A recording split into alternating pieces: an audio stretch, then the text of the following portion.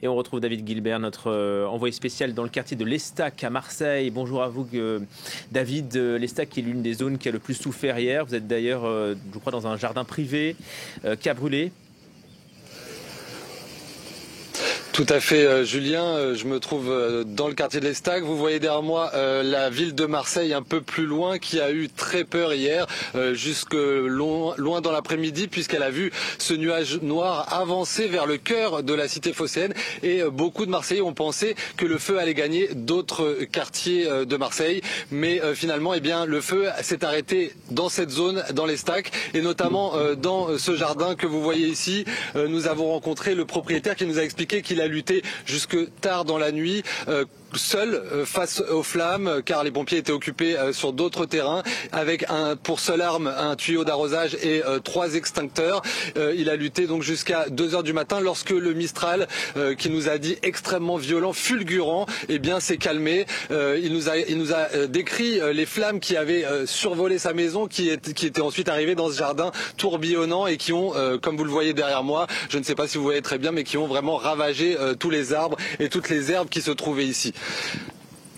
Oui, les mesures pour l'instant de confinement sont levées, le pire est passé. Les Marseillais restent vigilants, même si on apprend, David, de la voix de la préfecture que l'incendie qui a touché Marseille est désormais fixé.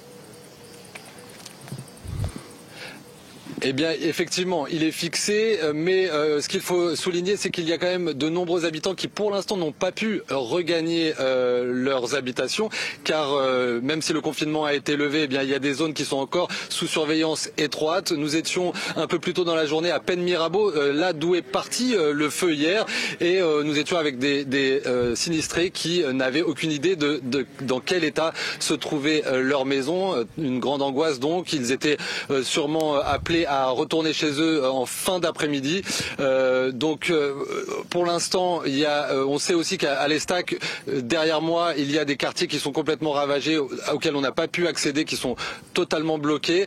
On sait qu'il y a plusieurs dizaines de maisons qui ont été détruites. Ce qu'il faut dire, c'est que, donc, je vous le disais tout à l'heure, le Mistral a complètement chuté dans la nuit, ce qui a permis de délimiter un peu et de fixer aujourd'hui cet incendie.